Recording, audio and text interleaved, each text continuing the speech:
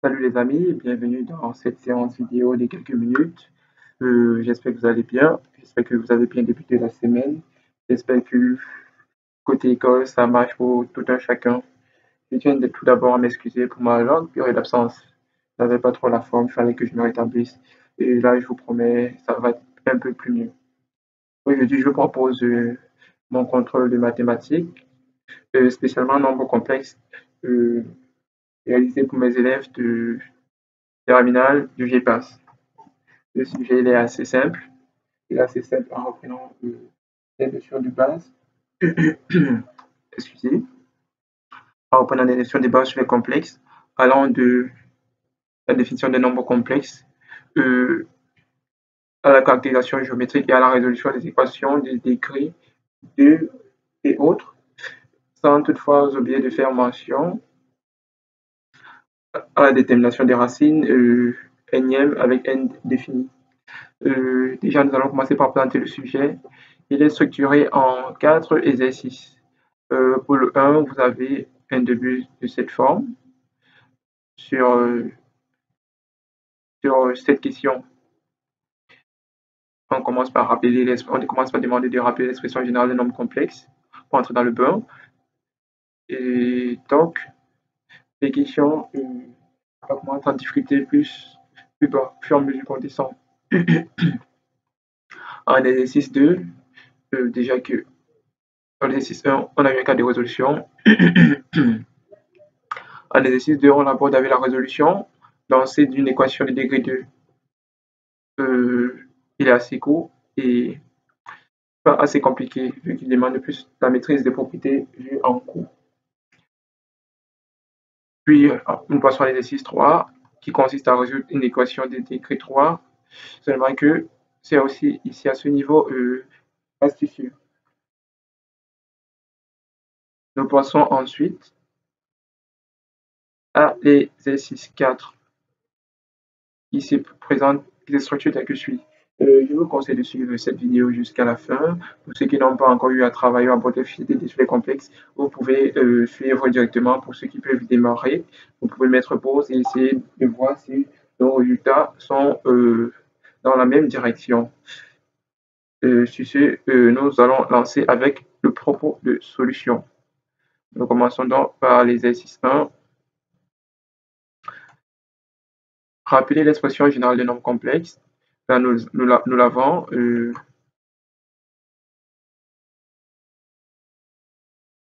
l'avons pour un complexe de données. Tout nombre de l'ensemble grand, c'est écrit sur la formule z égale a plus ib, ou bien c'est écrit comme étant le résultat d'une combinaison linéaire d'un coefficient réel et d'un coefficient, des coefficients réels avec une partie imaginaire. Donc pour tout z appartenant à c, z égale a plus ib. En petit 2, soit z un complexe, ou z égale a plus ib. Rappelez l'expression de deux points conjugués des z. Le conjugué des z est donné par la relation pour z égale à plus ib, z va égal à a moins ib. Donc, cette relation-ci. Ensuite, nous passons au module des z. Si z égale à a plus ib, le module des z, qui est encore le module de a plus ib, s'écrit comme la racine carrée du carré de chaque partie. Racine carrée de la somme des carrés de chaque partie de notre complexe, c'est-à-dire la partie réelle de z, en l'occurrence a ici, et la partie imaginaire, le carré de la partie imaginaire de z. En l'occurrence, le carré de b. Le carré de b. Et nous allons ajouter quelque chose, un peu de caractérisation géométrique. Lorsqu'on parle du module d'un complexe, pardon, un peu d'essai, lorsqu'on parle du module d'un complexe, on va d'abord désigner notre repère, on va désigner notre plan complexe.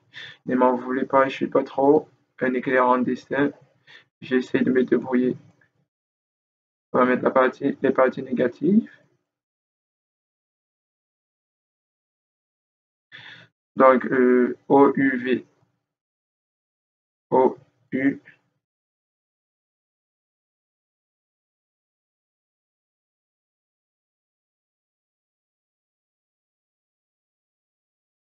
OUV. Voilà donc OUV.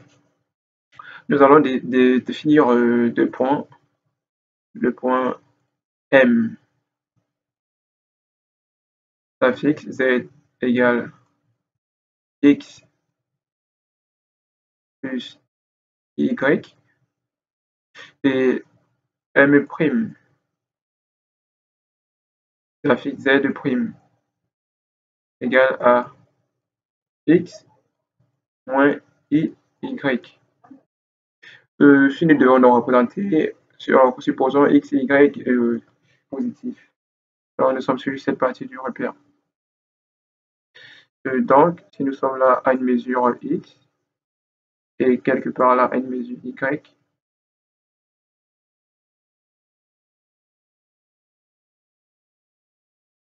on est censé avoir notre point M quelque part par là. Donc là, on a notre point M. On a notre point M. On peut ajouter les coordonnées X, Y. Donc, positionnons le point M' sur le même repère. M', c'est les coordonnées X moins Y, c'est-à-dire même décalage sur l'axe des abscisses, et le symétrique sur l'axe des ordonnées, dans moins Y quelque part par là. Le projetant, nous nous rendons compte que nous sommes censés avoir notre point M' par là, défini de la sorte M' X moins Y. Avec ça, donc, nous pouvons établir que le conjugué Z' de Z est juste le symétrique de Z, ou bien en termes de points, le conjugué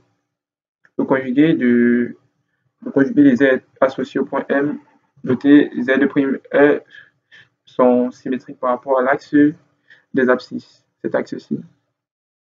Et voilà ce que nous avons. Ce qui fait donc de façon immédiate que un complexe et son conjugué auront toujours le même module. Donc, si des nombres complexes sont conjugués, alors ils auront toujours le même module. Pardon, c'est censé être j'empire. Là, on va laisser, c'est censé être une droite. On revient par la suite. Argument de Z. L'argument de Z est l'unité d'état vérifiant la relation cos θ égale partie réelle de Z sur module de Z, sinus θ égale partie imaginaire de Z sur module de Z. Comment l'établir? Pour l'établir, c'est assez simple. On passe à notre représentation graphique, notre repère. Et donc, on va définir un complexe.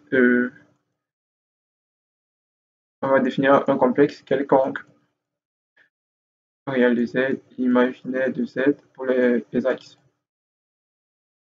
Donc là, on a défini notre complexe quelconque. On positionne l'origine O. Là, on va se définir un point M situé quelque part par là. Et donc, on va définir la distance OM.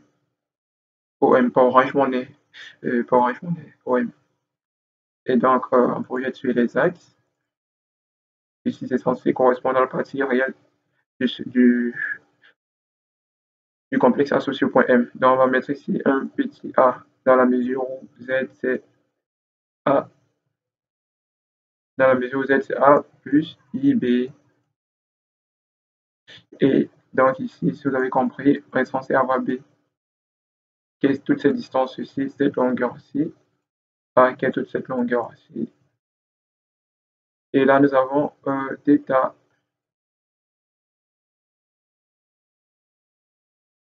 Et là, nous avons θ.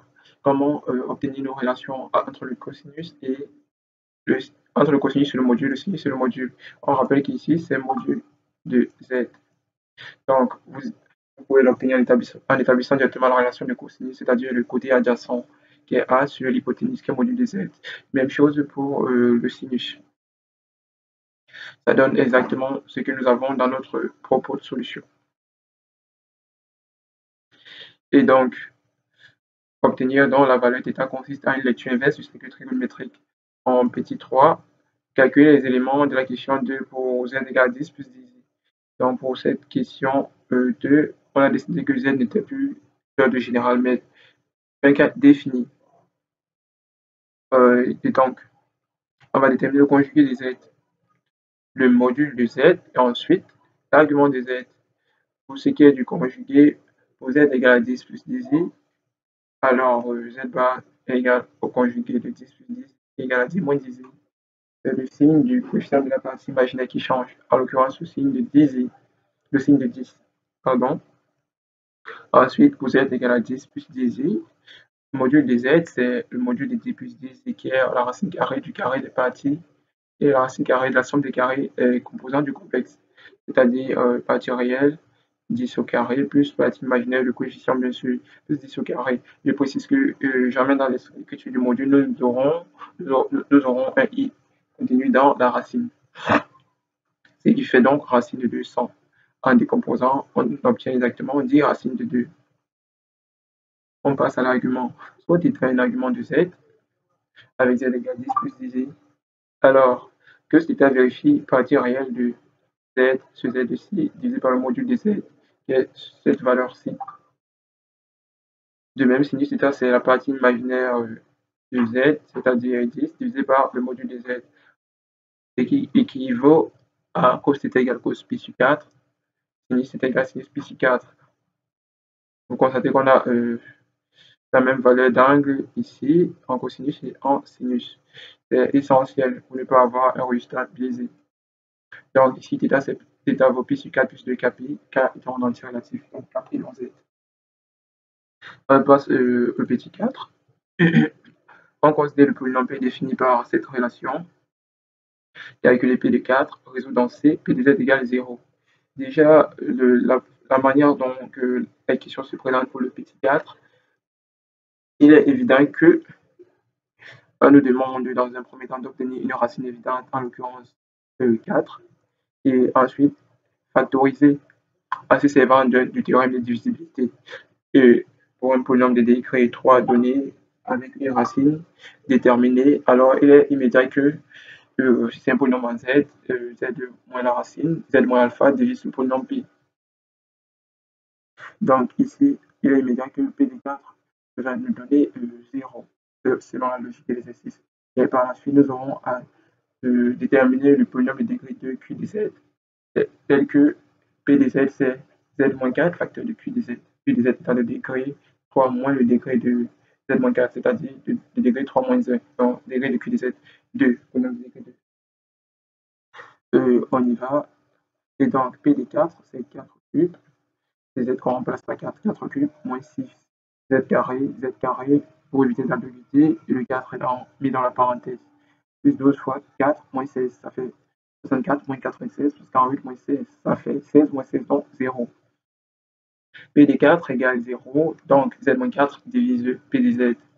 Alors, P de Z sur Z moins 4 donne un polynôme défini de degré 2 que nous allons écrire ici. Déjà, pour obtenir ce polynôme P de Z, pour obtenir ce polynôme Q de Z plutôt, on va dire ici Q de Z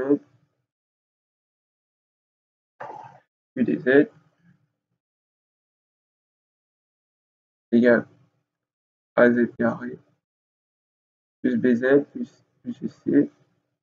Nous pouvons procéder de deux façons. Première méthode par division euclidienne. C'est plus rapide. Sinon, l'autre méthode de ceux qui ne nécessite même pas forcément d'avoir eu accès à la classe terminale, c'est la méthode par identification. Déjà, P de Z est défini tel que suit. Et donc, voici encore notre écriture de P de Z. Il est juste question de développer et d'identifier. En se basant sur le fait que les polynômes sont égaux lorsqu'ils sont de même degré, de même taille, et tous les coefficients sont égaux. Et donc, en procédant par la division euclidienne, qu'est-ce que nous obtenons? Nous obtenons donc, pour ceux qui veulent suivre les étapes, voici notre polynôme P à ce niveau. premier terme, c'est Z3. Là, on a Z, donc le choix ici, c'est Z2. Z2 par Z, ça fait Z3, moins Z3 lorsqu'il traverse. Z2 moins 4, ça fait moins 4Z carré plus 4Z carré lorsqu'il traverse. On effectue la somme, ça fait 0 en Z3 et moins 2Z carré. Et on rabaisse le 12Z. On reprend.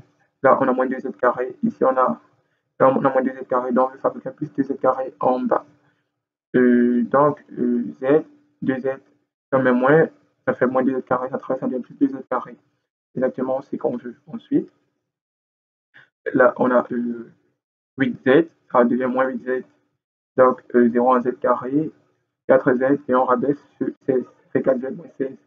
Dernier coefficient, 4, ça fait 4Z moins 4Z ici, moins 16, donc ici plus 16, ensemble ça fait 0. Dans notre polynôme QDZ est effectivement ce polynôme-ci. Et une façon de vérifier que notre diviseur qui vient est correct, c'est ce résultat obtenu ici. Parce que si le polynôme PDZ, si 4 racine de P, LZ-4 divise P, donc en effet, il n'y a pas de reste après division euclidienne. On a bien et bien 0. Et qui nous rassure sur la véracité de notre calcul. Par la suite, donc, nous écrivons PDZ comme produit de ces deux polynômes, avec ici nous rappelons A égale 1, B moins 2, C égale 4. Pour la résolution, on a un produit nul, ça veut dire que l'un des termes du produit est peut-être nul. Est nul, pas peut-être. Donc ici, pour le premier facteur, ça fait Z égale 4. Ou nous définissons cette équation-ci liée au deuxième facteur. Nous allons résoudre par la méthode du discriminant. Donc delta, nous rappelons sa formule, delta qui s'écrit comme B carré moins 4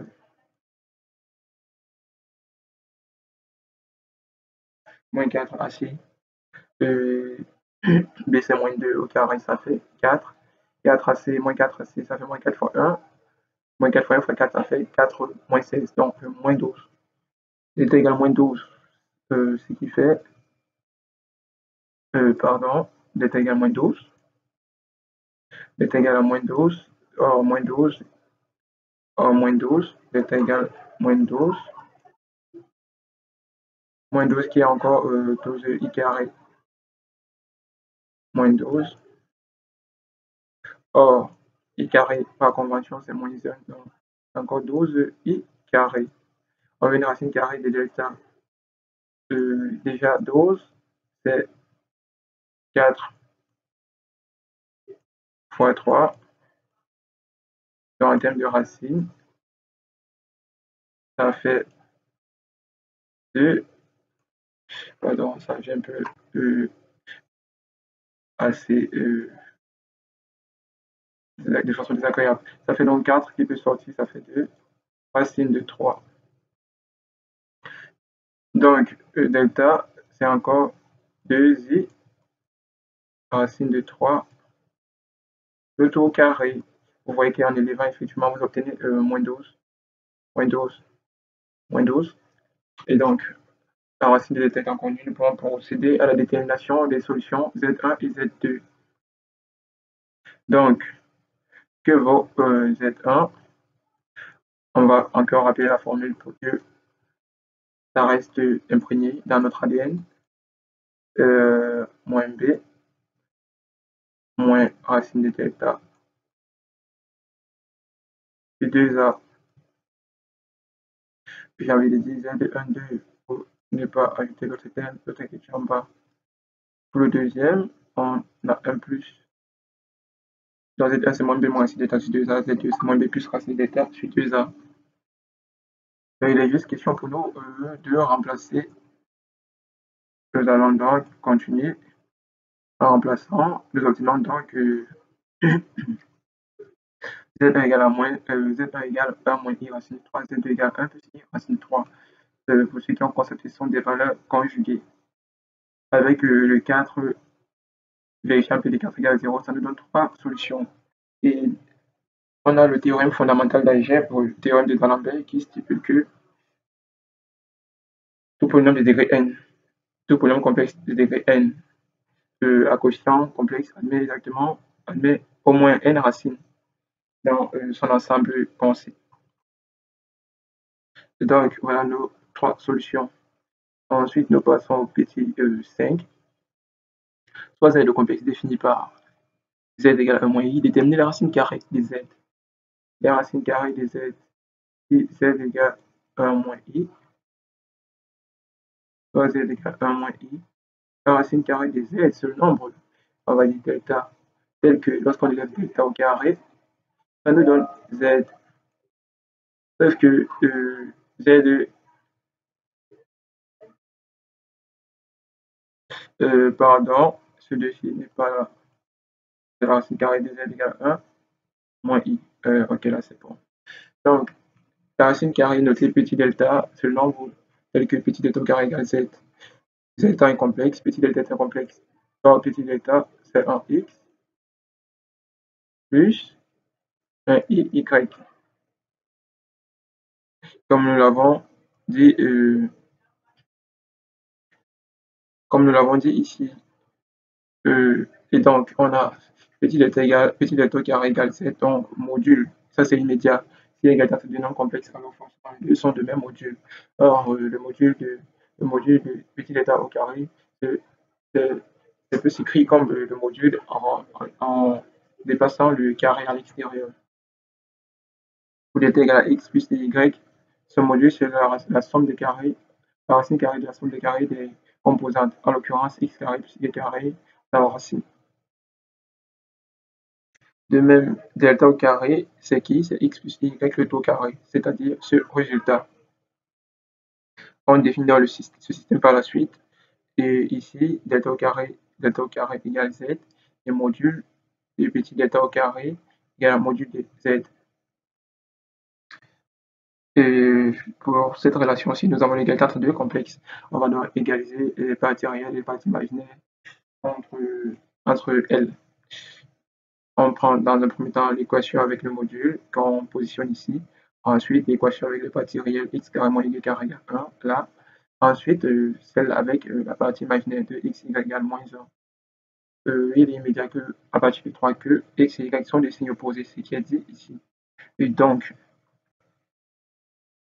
on constate aussi qu'en sommant la relation 1 à la relation 2, on simplifie en y carré. Donc, on a une relation qui nous permet d'obtenir x. Et là, c'est ça qui est dit ici, 1 plus 2. C'est-à-dire, pour aboutir, x égale à plus ou moins racine de 1 plus racine de 2 sur x carré à cette valeur-ci. Et donc, comme on a fait 1 plus 2, nous pouvons faire 1 moins 2. Ça nous permet de simplifier à x carré. Donc, du coup, d'obtenir de ce fait, les y carré égale racine de 2 moins 1. C'est-à-dire y carré égale racine de 2 moins 1 sur 2. Donc, par application de la racine carrée, on a y égale plus ou moins cette valeur. Or, x et y sont des signes opposés. Donc, lorsqu'on prend x affecté de ce signe, y est affecté de ce signe. Vice versa. Donc, à la fin, nous avons notre delta égal, on remplace x par sa valeur compter positivement et y par sa valeur compter négativement, ou x par sa valeur compter négativement et y par sa valeur compter positivement. Et donc, c'est tout pour cette question-là. Pour ce qui est pour ce qui est de la question 5, pour la question 6, on demande de résoudre dans cette équation 7 carré plus 16 égale 0. C'est un basique de la résolution de l'équation dans l'ensemble des complexes français, car il est à peu près similaire au cas x carré plus 4 égale 0 que nous avons vu dans R, seulement que celui-là, dans ce cas-là, c'était pas résolvable, c'était pas résolu plutôt. Et donc, on considère que la solution là-bas était l'ensemble vide. Or, ici, avec la convention y carré égale moins 1, on a comme solution, vous voyez z carré plus 16 égale 0, donc z égale à moins 16. Ça fait z égale à z carré égale à 16 y carré. Ça fait z carré égale i carré fois 4 au carré. 16 est remplacé par 4 au carré, c'est pas i carré. Car moins 1, c'est encore i carré. Donc z égale à plus ou moins 4i. Pour ce qui donne des solutions de moins 4i plus 4i. Ensuite, nous passons à la question 7. Soit z1 et z2 tels que z1 égale 1 plus i et z2 sont conjugués. Calculez z1 multiplié par z2. Z2 conjugué Z1, alors là, nous avons une propriété. Mais ici, nous allons quand même l'illustrer. Z2 égale Z1 bar, donc Z1 fois Z2, et encore Z1 fois Z1 bar. Or, un complexe multiplié par conjugué donne le carré du module, en l'occurrence le carré du module de Z1. Or, Z1, je rappelle, c'est 1 plus I, donc son module, comme plus haut, on a aperçu, le module 1 plus I, c'est racine de 2 au carré de cette valeur. Et donc, Z1 fois Z2 donne 2. Argument de Z1 fois argument de Z2. L'argument d'un produit des complexes en regard à la somme des arguments, ce qui est illustré ici. C'est une propriété présentée lorsqu'on aborde des arguments, lorsqu'on aborde la partie des arguments d'un complexe.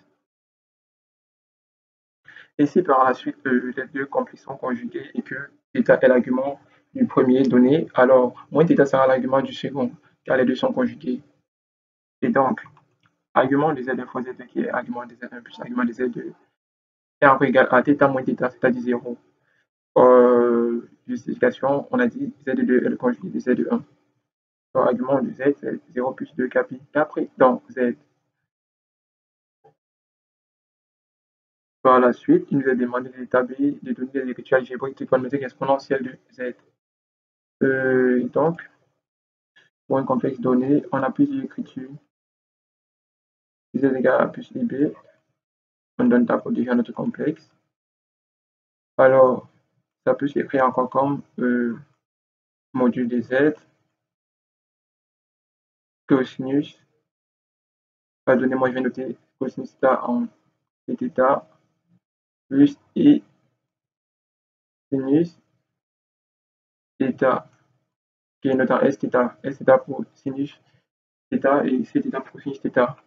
Ça s'écrit encore comme module de Z, Z de bas, exponentielle de I fois θ. Je précise ici, θ est un argument de Z. Et donc, cette écriture, ici appelée écriture trigonométrique de notre complexe, écriture trigo, et là l'écriture exponentielle. Vous pouvez l'identifier avec l'aperçu du symbole E. Et je précise, I et θ sont en exposant, en puissance. Et là, c'est l'écriture algébrique. Là, c'est l'écriture algébrique. C'est que nous allons voir le plus souvent. Mais toutes ces écritures sont en relation, car comme vous le savez, module de Z, c'est racine carré de la somme des carrés des composants A carré plus B carré. C'est le module de Z. Et l'argument vérifie la relation que nous avons vue plus haut. Pour notre cas donc, en trop AD, pour notre cas, nous avons donc Z égale 2. Z est encore égal module de Z, ça pour l'écriture trigonométrique, ça fait 2 cos 0 plus I sinus 0. Pour l'écriture exponentielle, ça fait 2 exponentielle I 0. Donc, on a oublié de mentionner, mais ça a été mentionné que θ, c'est l'argument de Z qui est θ, c'est qui est θ prime, c'est 0 plus 2 capi. Qui a 2 puis vérifie, 4 puis vérifie aussi la relation avec θ. C'est tout pour cet exercice 1. J'espère que vous avez pu suivre et que vous n'avez pas trop rencontré des difficultés. Nous allons passer à l'exercice 2 dans le prochain numéro. À bientôt.